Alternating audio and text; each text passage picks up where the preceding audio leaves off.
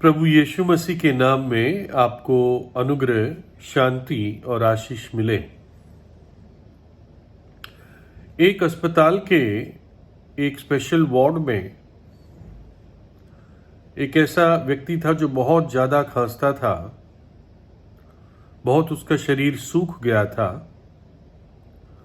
और उसके खांसने से कई लोगों का ध्यान उसकी तरफ जाता था। वो एक स्पेशल वार्ड में था जिसको प्रिजन वार्ड कहते थे, यानी जो लोग जेल में बहुत बीमार पड़ जाते थे उनको इस वार्ड में ट्रांसफर किया जाता था। तो ये व्यक्ति एक पुलिसमैन रहा था। इसने पुलिस की नौकरी ज्वाइन की थी। अच्छा उत्साही पुलिसमैन था। कुछ ही सालों में नौकरी के बाद उसकी शादी हो गई और एक खुश उसका परिवार था। लेकिन पुलिस की कुछ नौकरी ऐसी होती है, मैंने तो देखा है 80% से ज़्यादा किसी न किसी बुराई में या रिश्वत में, ऐसे पापों में पाए जाते हैं। और लोग, अच्छे लोग भी पुलिस के नाम से डरते हैं। लेकिन इस व्यक्ति को कोई ऐसी बात नहीं थी, सिर्फ उसको शराब पीने की लत लग गई और ये कई बार रात को शराब पीकर घर आता था और फिर घर का माहौल हम समझ सकते हैं कैसा होता होगा। तो एक दिन जब ये लौट के आया अपने घर, तो घर के दरवाजे पर ही उसकी सासू माँ उसको मिली। आई होगी उसकी एब्सेंस में, सास उसकी।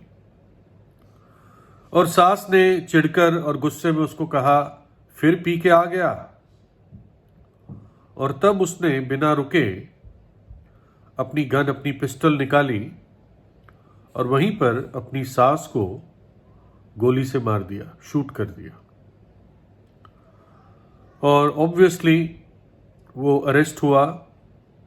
उसको मानव हत्या का केस उस पे चला और उसको शहर के जेल में डाल दिया गया। और कुछ ही दिनों में वहां पर उसको टीबी की बीमारी लग गई और वहां से उसको उस अस्पताल के प्रिजन वार्ड में ट्रांसफर किया गया। और उस वार्ड में आकर भी वो बार बार यही चीज दुख में बोलता रहता था, मैंने पिस्टल क्यों निकाली, मैंने पिस्टल क्यों निकाली। इसी बात पर वो रोया करता था कि उसका सब कुछ बर्बाद हो गया। उसका परिवार उससे एक तौर से छीन लिया गया, उसका करियर बर्बाद हो गया, उसका नाम खराब हो गया समाज में, और जो एक अच्छा पुलिसमैन बनने का यत्न था उसमें, कि उसके हाथ से खुद एक मर्डर हो गया। उस हॉस्पिटल में कुछ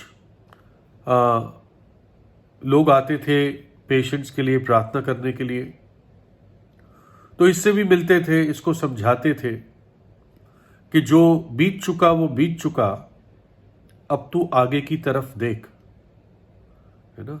बाइबल में एक वचन है कि पुरानी बातों को भूलते हुए अब मैं आगे की तरफ बढ़ता हूं।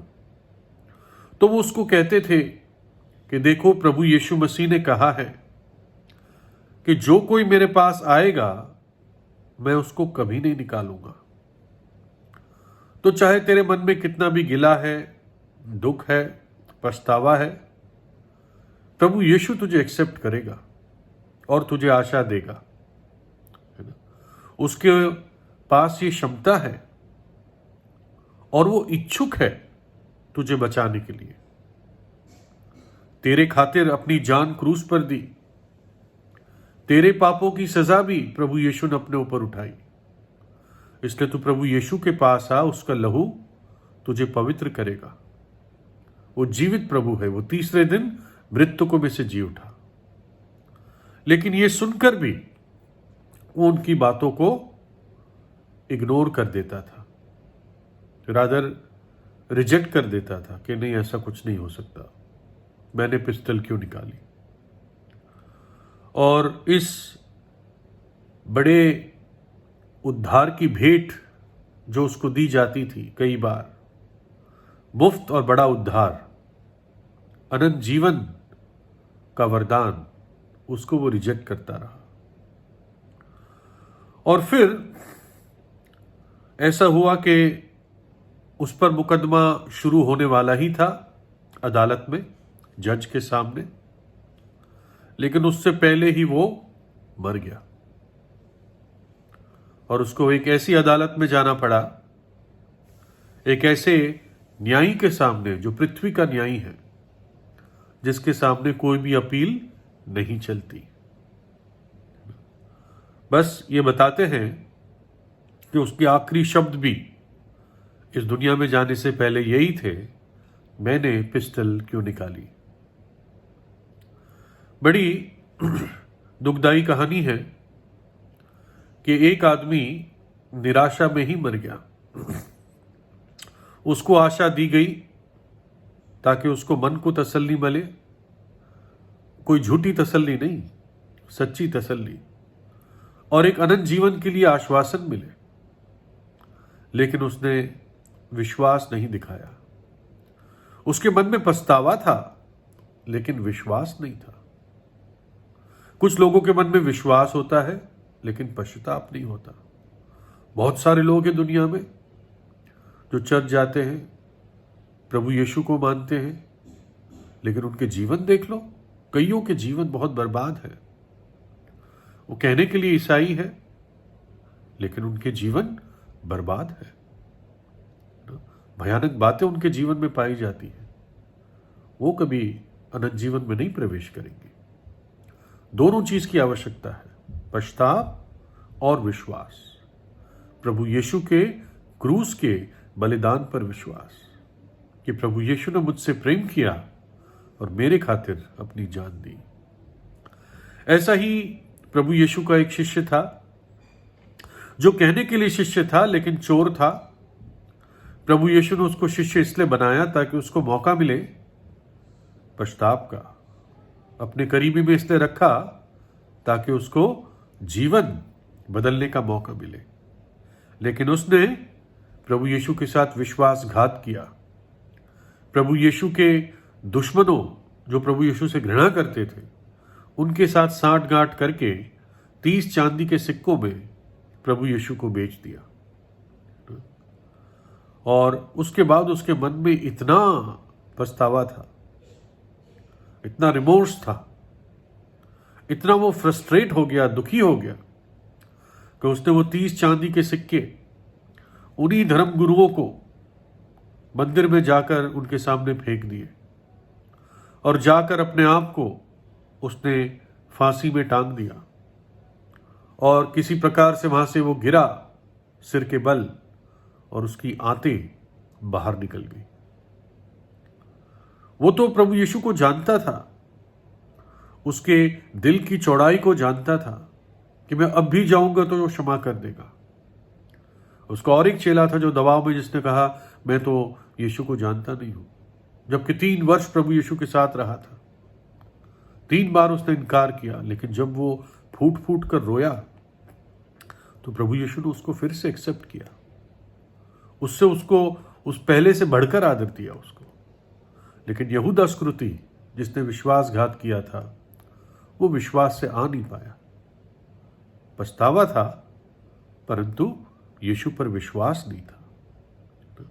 परमेश्वर की क्षमा हमारी समझ से बढ़कर है।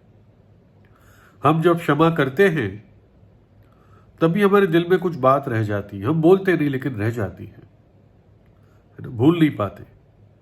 लेकिन प्रभु कहता है मैं तेरे पापों को फिर से कभी याद नहीं करूंगा। उस पर भरोसा कीजिए, उसके अनंत काल के प्रेम पर भरोसा कीजिए और प्रभु यीशु को अपने हृदय में बुलाइए।